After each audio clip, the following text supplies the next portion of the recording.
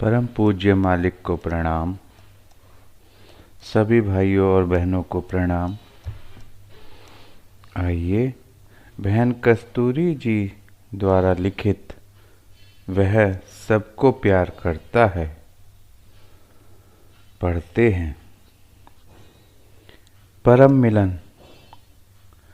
अब मुझे लग रहा है कि मेरे लेखन के द्वारा आप सब में इस दिव्य मिलन के दिव्य आनंद की प्राप्ति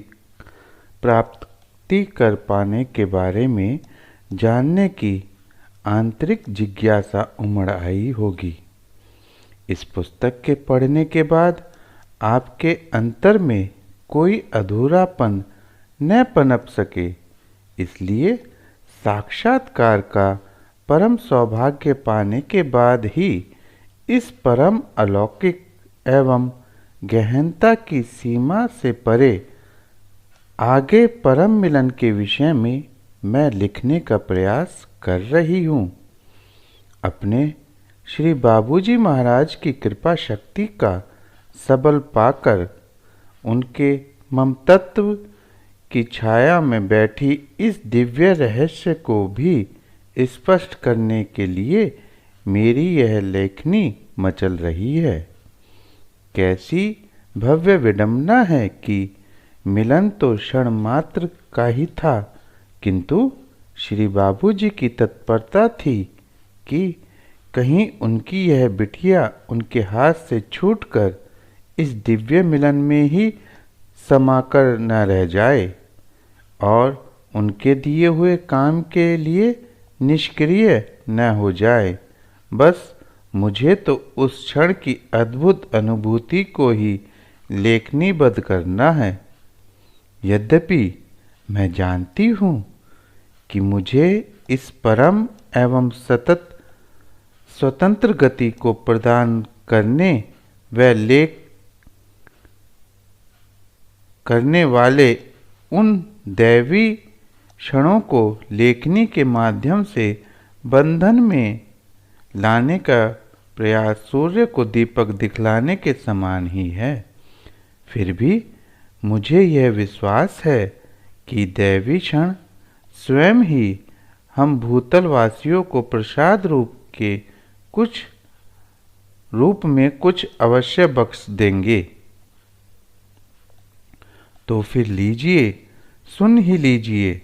वास्तव में तो ईश्वर मिलता नहीं है, वरन श्री बाबूजी हमें उस दिव्य ईश्वरीय केंद्र में कुछ इस तरह से प्रवेश देते हैं कि हमें लगता है कि ईश्वर में हम इस तरह से विलीन हो गए हैं कि हम में लगातार यह अनुभूति जिंदा रहती है कि हम ईश्वर में ही लय होते जा रहे हैं। यद्यपि इस परम मिलन की हालत को इस तरह कहना और भी स्पष्ट होगा कि ईश्वरीय शक्ति ही हमारे पूर्ण अस्तित्व को स्वयं में मिला रही है। शायद इसीलिए इसे परम मिलन कहा जा सकता है। उस परम मिलन की स्थिति के विषय में अब मुझे यह भी स्मरण आ रहा है कि श्री बाबूजी महाराज हमें ईश्वरीय शक्ति के केंद्र की तह की कशिश के स्पर्श से दूर ही रखते हैं। अतः हम वहाँ के स्पर्श तक की भी याद नहीं रख पाते, किंतु तब भी ऐसा तो हो ही जाता है कि इस दिव्य अवस्था की बका परिपक्व अवस्था हमें ईश्वर के दरबार से मिलती है। तब यदि कोई ईश्वर का नाम भी लेता था तो यही लगता था कि मानो कोई हमें ही बुला रहा है। ऐसी दिव्य अनुभूति का प्रसाद मुझ में यह दिव्य विभूति श्री बाबूजी ही महाराज ही उतार लाए हैं। एक भेद दर्शन की इस परम अवस्था में न ठहर पाने का मेरे समकक्ष आज और भी स्पष्ट हो गया है कि दर्शन का अर्थ तो यह है उस परम शक्ति का समकक्ष में खुल जाना, तो दर्शन पाने वाला उसमें समा ही जाएगा, क्योंकि ऊपर पाना तो असंभव होता है। इसलिए जब मालिक हमारे भाग में साक्षात्कार ले आते हैं तो दर्शन को खुद में लय करने के लिए उस परम मिलन की दशा प्रदान कर देते हैं। अब तो आप समझ ही गए होंगे कि वह अर्थात ईश्वर सबको कितना प्यार करता है, किंतु कौन उस दिव्य प्यार तक पहुंचकर उस में परम मिलन दे सकता है। मैं तो यही कहूँगी कि प्रत्यक्षता है इस सत्य की कि जिसका लक्ष्य प्राणी मात्र की आध्यात्मिकता में शिखर तक पहुंचना है, और इतना ही नहीं बल्कि इस दैविक व्रत को पूर्ण करना ही प्राणी मात्र ही उनके संकल्प में समाये हुए हैं।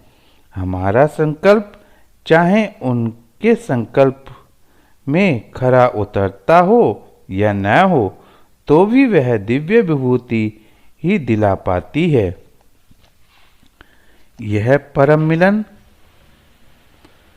एक बार किन्हीं अभ्यासी भाइयों ने श्री बाबूजी महाराज से प्रश्न किया था कि बाबूजी, ईश्वर सबके अंदर है, फिर हम उसका सतत स्मरण या ध्यान क्यों रखें?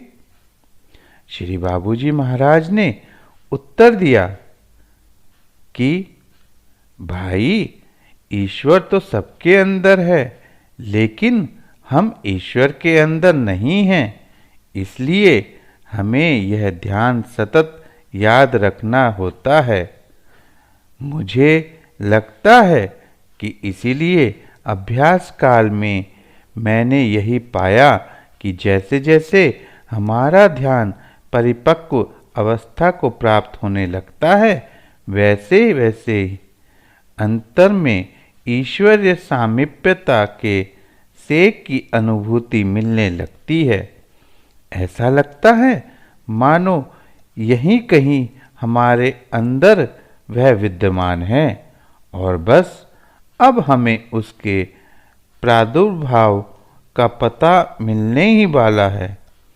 ध्यान की यह दृढ़ता प्राप्त होते ही एक दिन अचानक ही हम ईश्वरीय ध्यान में प्रवेश कर पाते हैं। इस हालत में मैंने श्री बाबूजी को कई बार यह लिखा था कि लगता है कि मेरी खुदी का बंधन टूट गया है और अब मैं ईश्वर में ही लय हुई रहती हूँ। इतना ही नहीं, मानो वही कि दैवी श्वास से ही मेरा यह जीवन जी रहा है। क्या आप यह सत्य स्वीकार कर सकेंगे कि हम कहीं ऊपर श्रेष्ठ गति में लय हुए रह रहे हैं और स्वयं अपने शरीर को धरा पर चलता फिरता देखते हैं?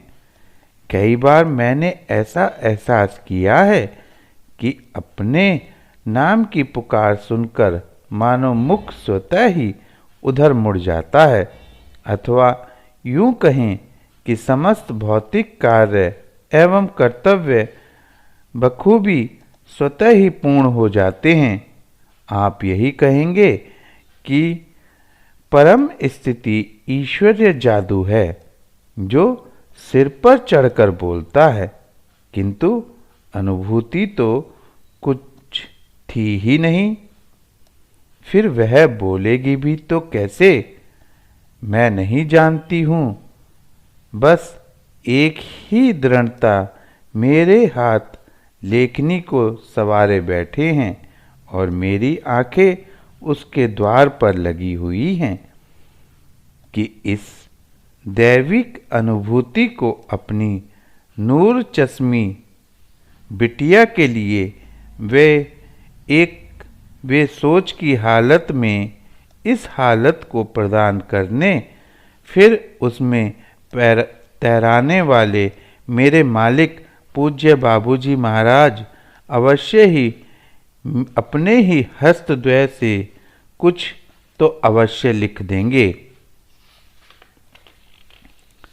जब ईश्वरीय जादू रूपी यह परम स्थिति प्राप्त होती है तो समय की गंध को सूंघने वाली नासिका दैविक वातावरण की गंध में मस्त हो जाती है, तो धरा पर रहने वाला प्राणी दिव्य देश का वासी होकर वहीं लय रहता है और उसका नाम एवं रूप जो धरा ने उसे प्रदान किया था उसके लिए नष्ट सा हो जाता है।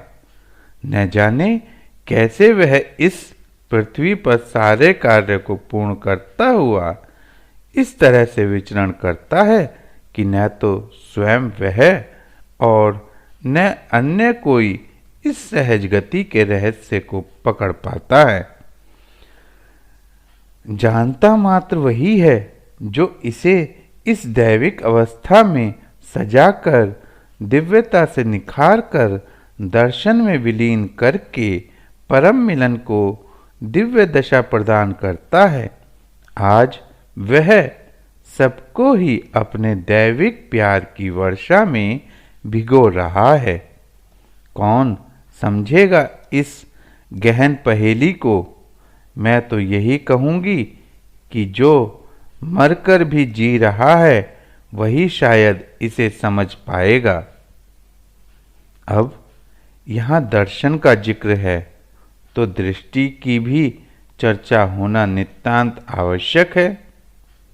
दृष्टि के बिना दर्शन को निहार पाना असंभव ही होता है।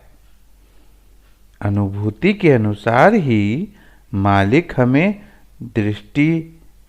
मालिक से हमें दृष्टि मिलती है। दैविक दृष्टि के द्वारा ही उसकी दिव्य अनुभूति को लेखनी द्वारा उतारा जा सकता है।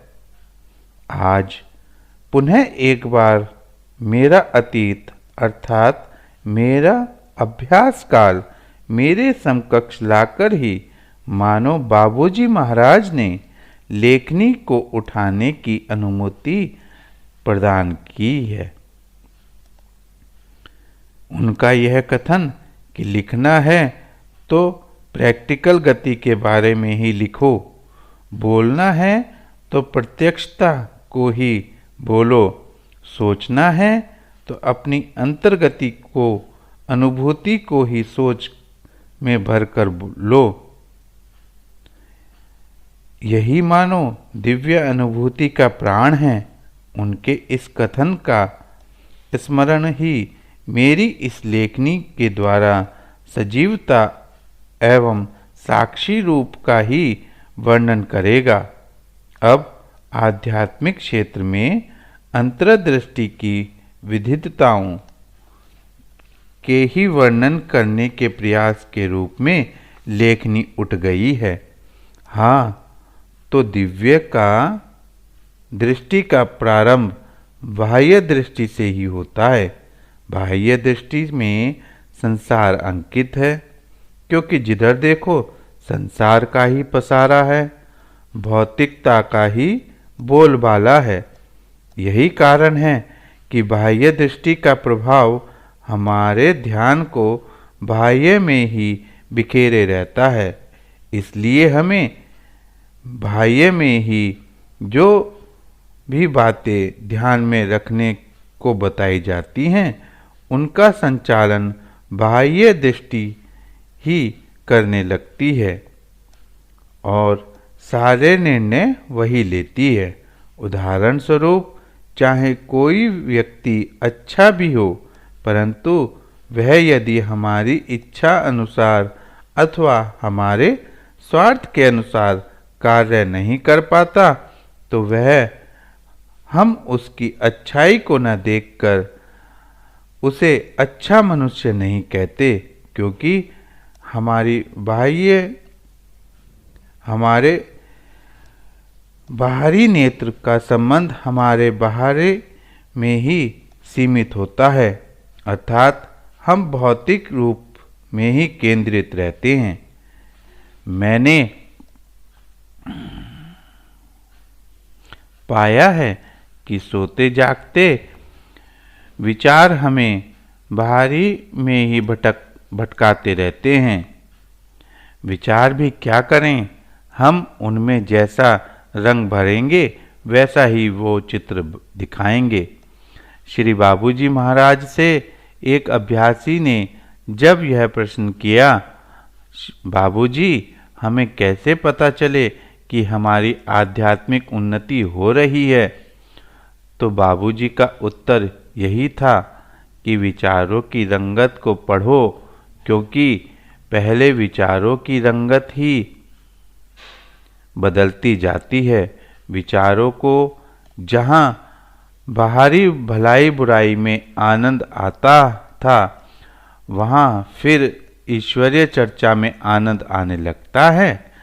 फलस्वरूप ध्यान स्वतः ही बाहर से हटकर अंतर में विद्यमान ईश्वर की ओर मुड़ने लगता है, तो बाहरी नेत्र बार बार बंद होकर मानो बाहरी दृष्टि को समेट कर अंतर में खींच ले जाना चाहते हैं। इसलिए श्री बाबूजी महाराज ने ध्यान अंतर में रखने के लिए कहा और दृष्टि को विचार द्वारा अंतर में स्थित ईश्वरीय प्रकाश में डूबते हुए अपने ध्यान को ईश्वर के ध्यान में स्थित रखने को बताया है, जिससे हमारे विचार वही पावन रंग लेना शुरू कर दें जो हमें ईश्वर के निकटतर लाने में समर्थ है। श्री बाबूजी द्वारा बताए सहज मार्ग में बस इतना सा ही ध्यान रखना आध्यात्मिकता में गजब ढा देता है। बार बार इस अभ्यास में लगे रहने से एक दिन दृष्टि अंतर्मुखी हो जाती है, अंततः अंतर में ही बस जाती है और बाहरी दृष्टि मानो हमसे जुदा होकर अकेली ही बाहर के कार्यकलापों की जिम्मेदारी संभाल लेती है। तब वह हमारा अर्थात हमारे अहम से निर्णय न मांगकर स्वयं ही सांसारिक कार्यों का संचालन करती है।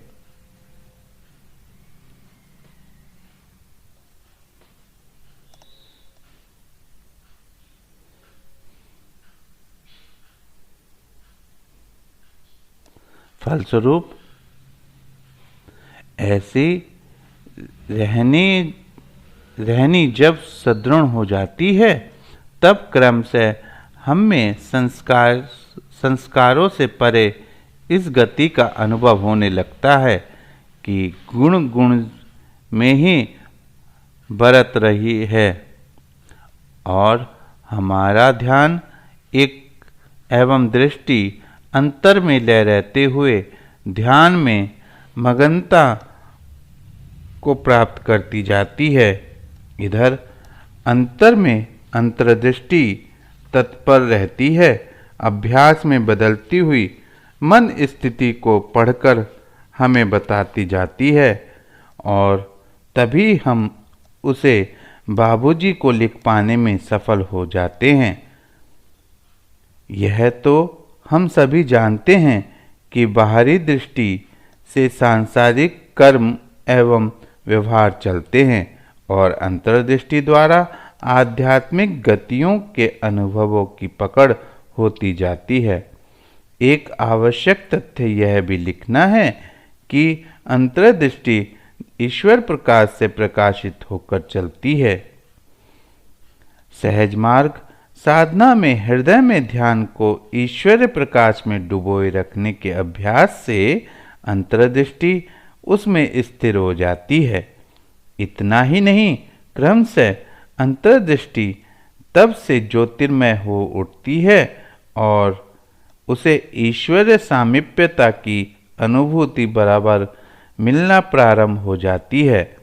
इसका परम लाभ हमें ऐसा भी प्राप्त होता है कि ज्योतिर्मय अंतर्दृष्टि अंतर में जिधर भी जाती है उधर ही ईश्वर प्रकाश फैल जाता है।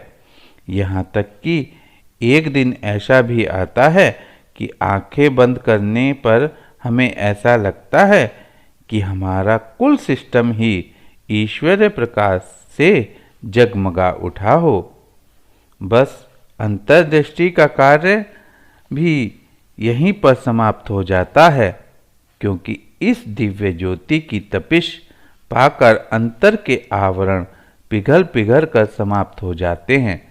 इतना ही नहीं, एक दिन ऐसा भी आता है कि आत्मा का प्रकाश स्वतः ही सतत रूप से हमारे अंतर्मन को प्रकाशित करने लगता है।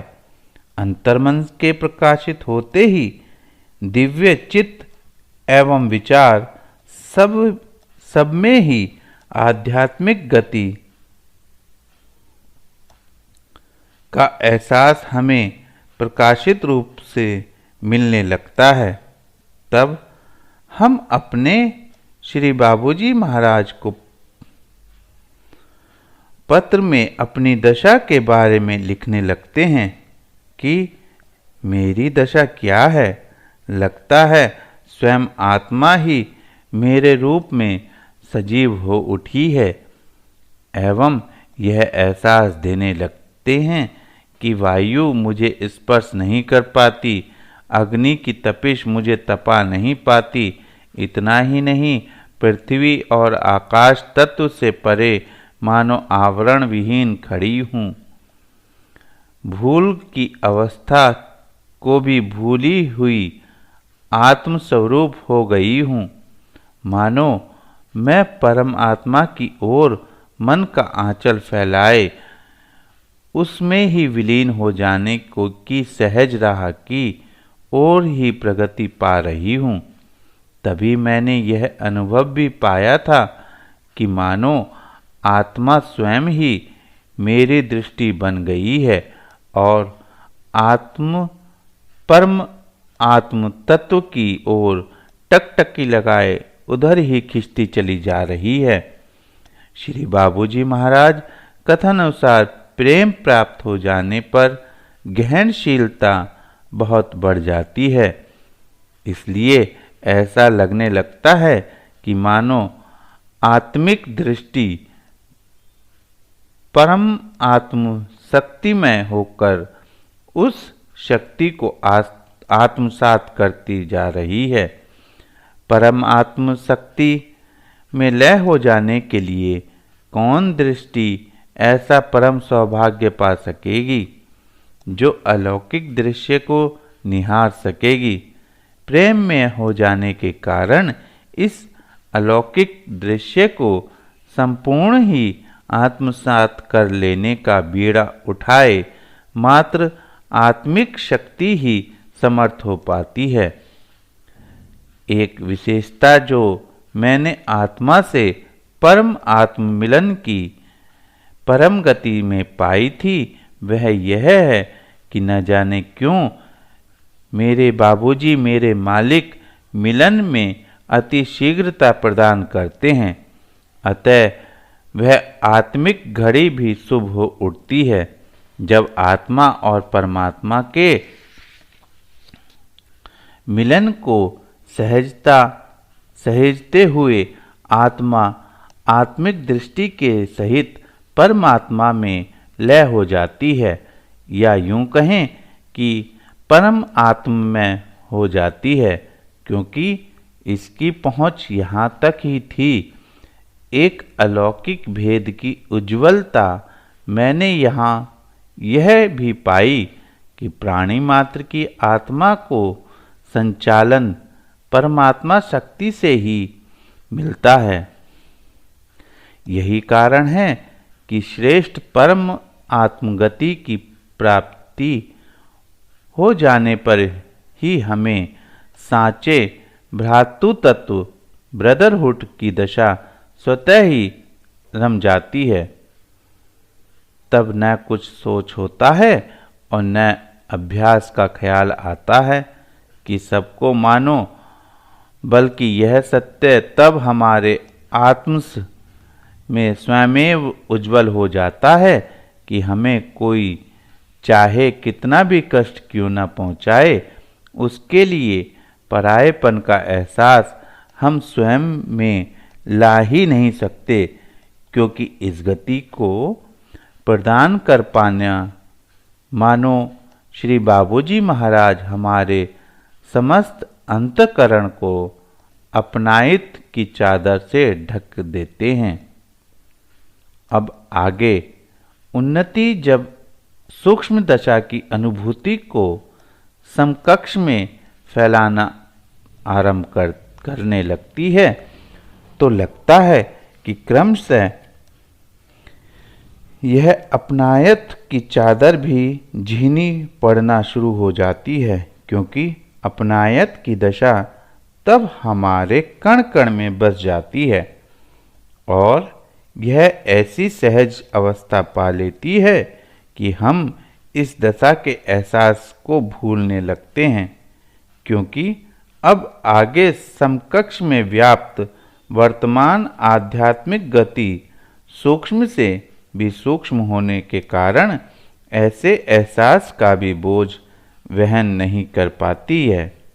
अब हमारे सामने एक सच्चाई यह भी होती है कि किसी एहसास के सहित हम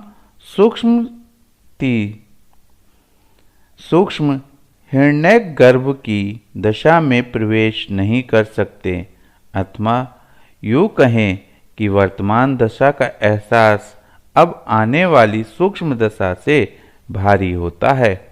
इसलिए समकक्ष में व्याप्त इस दैविक हल्केपन का साम्राज्य अर्थात हिरण्यक गर्भ की दशा किसी भी दशा को अपनी सीमा से बाहर ही फेंक देती है, लय नहीं होने देती। कदाचित कबीर जी ने इन्हीं दैविक दशाओं को अनुभव करके लिखा है, कद्दू बूढ़े सिल उतराए, अर्थात आगे सूक्ष्म दशा में एहसास के भारीपन रूपी सिल लय नहीं हो पाती है या डूब नहीं पाती, बल्कि सूक्ष्मता अर्थात दैविक हल्कापन ही ईश्वरीय विराट यानी हिरण्यक गर्भ की तह को छू सकता है, अन्य नहीं। अब श्री बाबूजी महाराज का कथन था कि मन के नेत्र या हृदय की दृष्टि ही न्योछावर होकर ईश्वर के इस हिरण्यक गर्भ का मर्म भेद सकती है, क्योंकि यहाँ से ही सृष्टि रचना की शक्ति क्रियान्वित होती है। हृदय या हृदय क्षेत्र हार्ट रीजन तो अपना भेद खोलकर मानो सब कुछ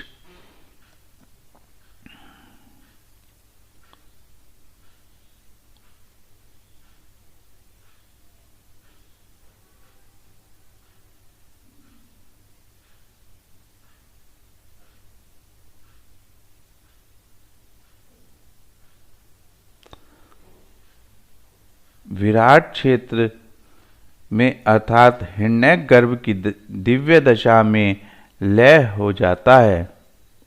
अब यहाँ श्री बाबूजी द्वारा वर्णित माइंड रीजन से स्वयं ही हमें इसलिए शक्ति मिलने लगती है कि जिससे हम इसमें लय हो सकें तथा इस विराट हिरण्यक के तमाम सत्य तथ्यों को अब मन की दृष्टि समेटकर समकक्ष के दृश्य को उजागर करती जाती है। तब मन की आंखें या मन की दृष्टि द्वारा अनुभूति में भरकर हम यहाँ की दशा को लिख पाते हैं कि अब यहाँ हजारों सूर्य एवं शशि पृथ्वी एवं आकाश को प्रकाशित करने वाली शक्ति मुझ में विद्यमान है। ऐसा लगता है कि रचना की शक्ति सब कुछ मानो मुझमें से ही प्रवाहित हो रही है। वास्तव में हिरण्यक गर्भ ही ईश्वर का विराट है या ईश्वरीय विराट है। ईश्वरीय विराट रूप या विराट सौंदर्य भूमा का ही सौंदर्य कहा जा सकता है। यहाँ यह दैविक भेद प्रकट हो जाता है कि सर्वप्रथम भूमा से ही ईश्वरीय शक्ति प्रकाश में आई और फिर उसका गर्भ स्थान अर्थात हिरण्यक गर्भ रचना की शक्ति का केंद्र उससे अर्थात भूमा से ही प्रकाशित हुआ। वह मानव मन में ईश्वरीय शक्ति के रूप में प्राणी मात्र के अंतर में प्रकाशित हुआ। इससे यह सत्य तो प्रत्यक्ष हो गया कि ईश्वरीय शक्ति ने मानव को सर्वाधिक सामीप्यता प्रदान की है। यह भी तथ्य है अब हमारे समकक्ष प्रत्यक्ष हो उठता है कि वह सबको प्यार करता है। एक दैविक रहस्य भी अनुभूति द्वारा प्रकट हो गया है कि मानव मुक्ति की प्रथम अवस्था यानी सामीप्यता तो उसने हमें साथ ही बख्श दी है। अब आगे की उन्नति हम अभ्यासी के प्रयास पर निर्भर करती है। एक अलौकिक भेद है जो हिरण्यक गर्भ की स्थिति प्राप्त करने पर प्रत्यक्ष हो जाता है कि अवतार में जितना भी ईश्वरीय शक्ति की आवश्यकता दैविक कार्य के लिए आवश्यक होती है वह ब्रह्मांड में व्याप्त हो जाती है। वही व्यापक शक्ति अवतार का विराट रूप होता है। जैसा हमें ज्ञात है कि माता कौशल्या माता यशोदा के प्रार्थना करने पर यही विराट शक्ति दैविक शक्ति का आधिपत्य पाए हुए भगवान राम और भगवान श्री कृष्ण के नाम एवं रूप में बालक रूप में समाहित हो गई थी। यह तो श्री बाबूजी महाराज की अति कृपा का ही द्योतक है कि आध्यात्मिक सहज मार्ग यात्रा में वे मानवों के हित भी यह अलौकिक यात्रा हमारे भाग में जोड़ देते हैं। मैं इतना ही कह सकती हूँ कि हिरण्यक गर्भदेश की यात्रा दैविक चमत्कारों से युक्त चमत्कृत हालत में होती है। शायद इसीलिए श्री बाबूजी महाराज इस यात्रा को शीघ्र अतिशीघ्र पूर्ण कराने में प्रयत्नशील रहते हैं। इस पर भी एक उपकार हम अभ्यासियों के साथ उनका यह होता है कि हम चमत्कारों को स्वयं से चमत्कृत होते हुए देखते हैं, किंतु भूल की अवस्था रूपी आंचल से वे हमें ऐसे छुपाए रहते हैं कि चमत्कारों की चकाचौंध हमारी लगन एवं प्रेम की दृढ़ता की एक क्षण के लिए भी विचलित नहीं कर पाती। हमारी यात्रा ऐसे पूर्ण हो जाती है जैसे कि कुत्ते भौंकते रहते हैं और हाथी चले जाते हैं अपनी राह। इस अलौकिक देश की यात्रा पूर्ण होने के बाद हमें बख्शीश में मिलती है वह दिव्य ईश्वरीय दृष्टि जो हमारे लिए ईश्वरीय देश की यात्रा के दृष्टिगत होने का दिव्य पैगाम लेकर आती है। तो सुनिए, ऐसा प्राय ही मेरे साथ होता रहता है कि हर श्रेष्ठ गति की अनुभूति के साथ ही श्री बाबूजी की उपस्थिति भी मानो साये की भांति ही मेरे साथ बनी रहती है, अथवा यूँ कहना और भी उचित होगा कि उनकी उपस्थिति का प्रतिबिंब ही मानो मेरे अंतर चक्षुओं की ज्योति थी, जिसके द्वारा ही मैं स्पष्ट देख पाती थी कि वर्तमान आध्यात्मिक यात्रा में पाई हालत को मेरा अंतर आत्मसात करता जाता है, अथवा यूँ कहा जा सकता है कि हर हालत मुझ में स्वतः आत्मसात होती चली जाती है और उनके साथ होने का अंदाज यह प्रमाणित कर देता है कि हालत की अनुभूति के साथ उसकी वजह भी बराबर मेरे साथ में लगी हुई है।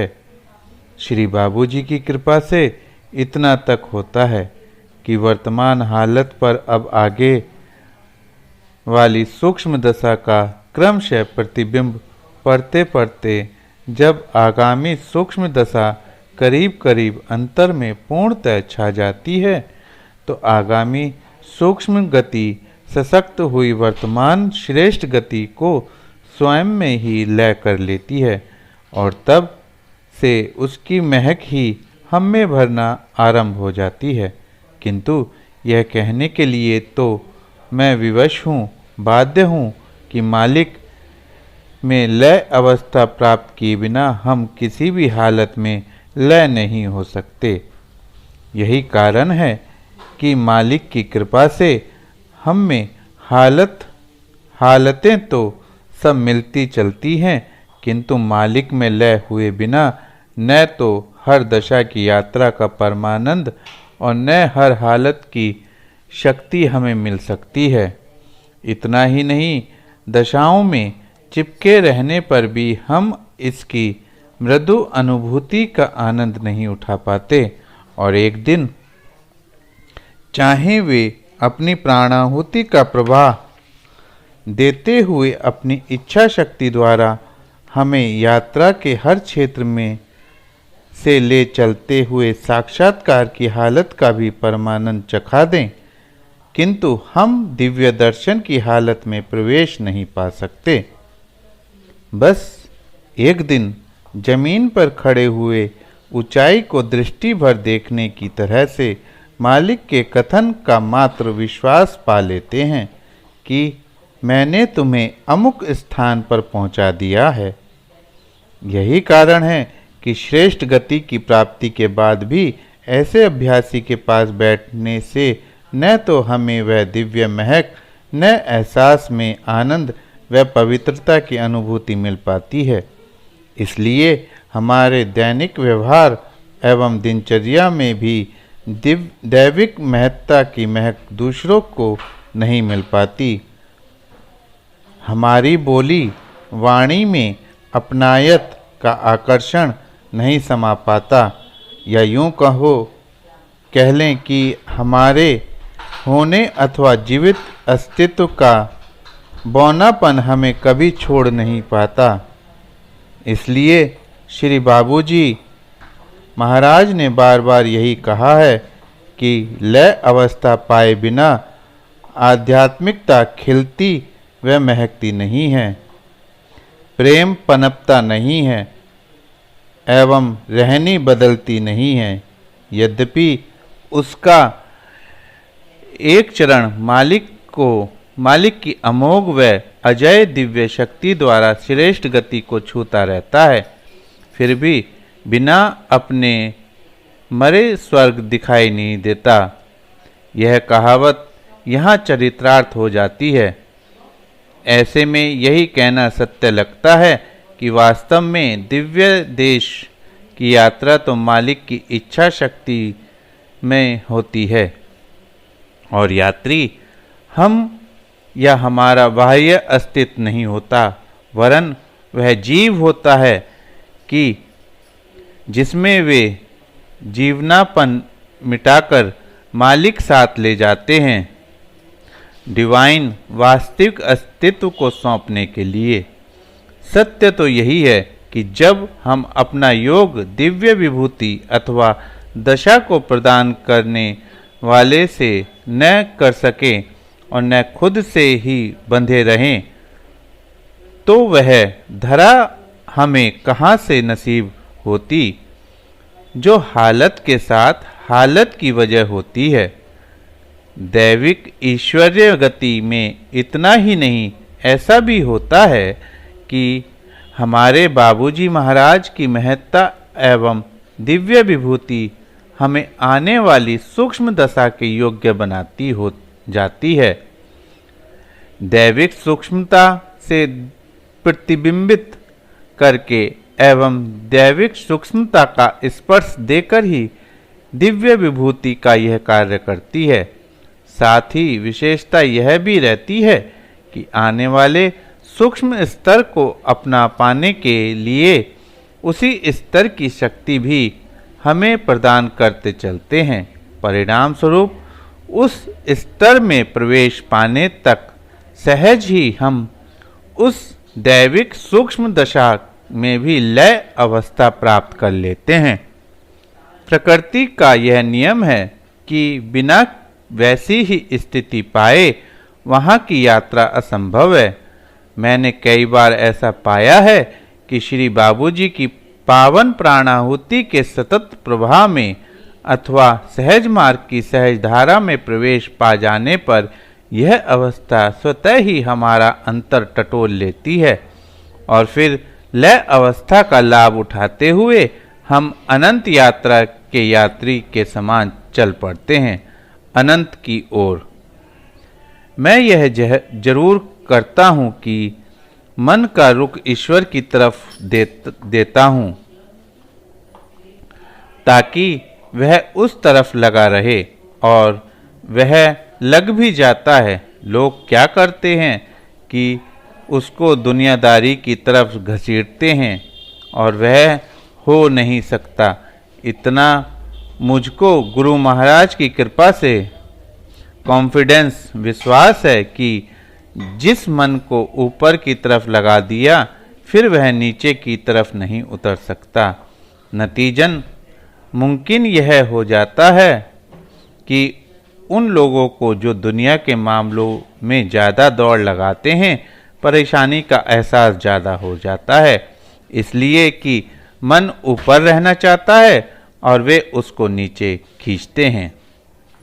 कस्तूरी जी को लिखे गए श्री बाबूजी के पत्र से उद्धृत।